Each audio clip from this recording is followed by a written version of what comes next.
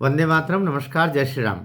बहुत अंततः यूं कहना चाहिए सनातन की जीत हुई है, अंततः हिंदुत्व की जीत हुई है, अंततः समरसता की जीत हुई है। आज माननीय उच्चतम न्यायालय ने जो यूजीसी ने गाइडलाइन जारी की थी 13 जनवरी 2026 को, उस पर रोक लगा दी है। ये पहली प्रसन्नता की बात है कि यह जो अगड़ा पिछड़ा तो तुमने पहले किया ही था। अब हिंदू धर्म में भी उधर से एससी बंधुओं को अलग, एसटी बंधुओं को तो अलग, फिर ओबीसी को और अलग, और आखिर में जनरल को, इन सब के खिलाफ आखिर क्या कर रहे थे? जिन दुष्टों ने भी ये किया था, माना, मैं फिर कह रहा हूं, नरेंद्र मोदी का इसमें कोई रोल नहीं है। जो जो जो बदतमीज लोग मोदी को उनकी जातीय नाम से जो उनका जो भी रहा है उस तरीके से उनको घेरने के प्रयास कर रहे हैं, या यूं कहना चाहिए भारतीय जनता पार्टी भी, ये मैं फिर कहता हूं कि ये सारा किया धरा है विश्वविद्यालय अनुदान आयोग का। विश्वविद्यालय अनुदान आयोग का जो चेयरमैन है मिस्टर जोशी, उनसे त्यागपत्र लेना चाहिए। धर्मेंद्र प्रधान जी की भी जिम्मेदारी थी। आप अपने राजा को नहीं बचा सकते हो, ऐसे सेनापति किस काम के? सेनापति के गुनाहों से राजा के साथ जो धारणा बनती जनता की, वो निश्चित होती है। नरेंद्र मोदी को अगर इस सोशल मीडिया पर इन दिनों में गालियां खानी पड़ी तो धर्मेंद्र प्रधान जी भी उसका जिम्मेदार है। बल्कि मैं कह रहा हूं धर्मेंद्र प्रधान जी ही जिम्मेदार है। आपको एक मंत्रालय दिया हुआ है, आपके अधीन विश्वविद्यालय अनुदान आयोग आता है। आपको देखना चाहिए था कि कोई ऐसी बात तो नहीं जा रही इसमें। लेकिन आपने आखिर जो जो नुकसान करना था वो तो आपने किया। लेकिन कोई अगर सूरज की तरफ कीचड़ फेंक दे तो सूरज काला नहीं होता है। नरेंद्र मोदी के ऊपर आप कितना भी कीचड़ फेंको, नरेंद्र मोदी के व्यक्तित्व पर असर नहीं पड़ेगा। वो तो झोला लेके आया था और झोला लेके चल देगा। रोगे तुम, रोएगे। ये जितनी जातियों के नाम पर अपने अपने अपने बड़े मुकुट तान तान के चल रहे हैं ना, ये जब वहां से तथाकथित उनके एक जिहादियों की टोलियां आएगी ना, तब समझ में आएगा क्या तुमको बचाने वाला जो था वो तो चला गया। अपने संरक्षक की चिंता करो। कितना जल्दी हमने नरेंद्र मोदी पर आक्षेप लगा दिए, कितना जल्दी हमने भारतीय जनता पार्टी के सरकार को पर तोहमतें भेजना शुरू कर दी। और अभी भी अगर सुप्रीम कोर्ट में मोदी सरकार का वकील इस पर सहमति नहीं देता है तो कोर्ट भी स्टे नहीं दे सकता। मैं एक कानूनविद होने के नाते आपसे कह रहा हूं, आज भी अगर कोर्ट से स्टे हुआ है इसके ऊपर कि अगले 19 मार्च को अगली हियरिंग होगी, तो उसमें मोदी सरकार का भी योगदान है कि वो चाहते हैं कि नहीं, ये जो हुआ है उसको तुरंत इस पर रोक लगे। सरकार की सहमति थी इसमें। इसलिए मोदी को गालियां देने से पहले एक दफे गिरेबान में झांक के देख ले कि तुमने सनातन के लिए क्या किया, तुमने हिंदुत्व के लिए क्या किया। बहरहाल, मेरा आक्रोश के लिए मुझे आप क्षमा करेंगे, लेकिन मैं वो व्यक्ति हूं जिसने हर हर मोदी, घर घर मोदी ये नारा दिया था। मुझे तकलीफ होती है बहुत, क्योंकि ये गाइडलाइन क्या नरेंद्र मोदी ने अपने उंगली हथेली से लिखी थी। करने वाले तो आपके उसके अंदर रविशंकर प्रसाद जी थे, उसके अंदर दिग्विजय सिंह थे, उसके अंदर आपके सुषमा स्वराज जी की लड़की थी, बड़ी तथाकथित बड़ी एडवोकेट, उसमें सुधांशु जी भी थे। सब क्या कर रहे थे? क्या सबने पढ़ा था? पढ़ के साइन किए थे? या जिस समय साइन कर रहे थे उस समय लाइट ऑफ हो गई थी? खैर, अंत भला सो सब भला, इसे सनातन धर्म में कहा जाता है।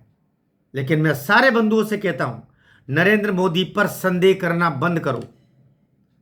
बीजेपी सरकार पर भी संदेह करना बंद करो।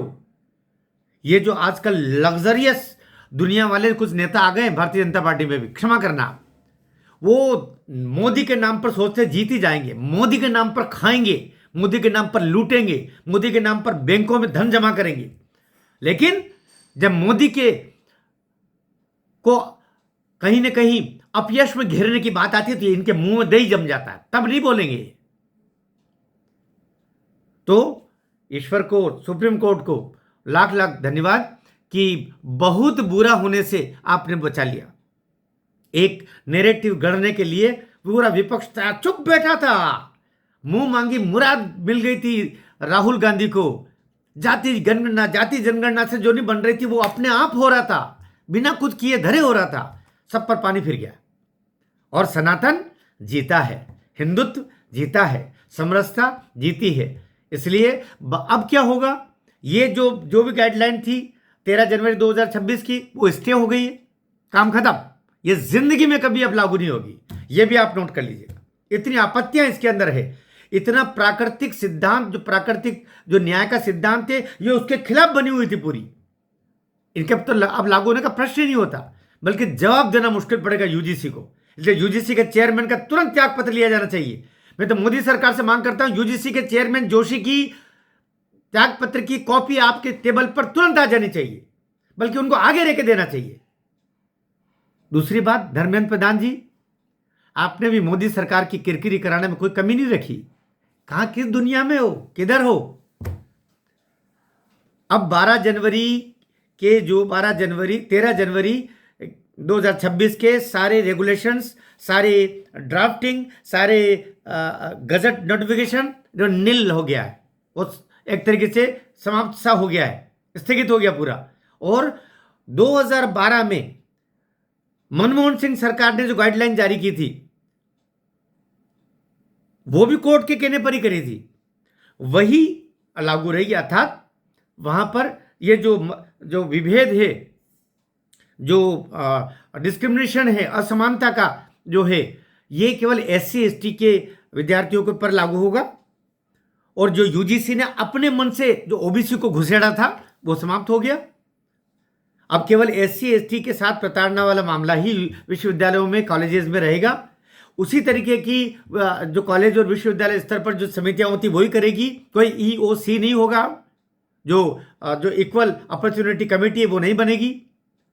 वो तथाकथित 24 लाइन हेल्पलाइन, जैसे पुलिस लाइन है ना, न जाने क्या क्या बतंगड़ कर दिए थे भाई, पूरे देश में कोहराम मचा दिया। 75 साल में संघ का शताब्दी वर्ष चल रहा है। उस समय दुष्टों ने जो फैलाया रायता, उसको सुप्रीम कोर्ट को कम से कम धन्यवाद कि वो सब खत्म हुआ है और अब वापस वो उसी तरीके से लागू होगा और जवाब देना पड़ेगा। पुनः पुनः बहुत बहुत सारे लोगों को बधाइयाँ, सभी सनातनियों को बधाइयाँ।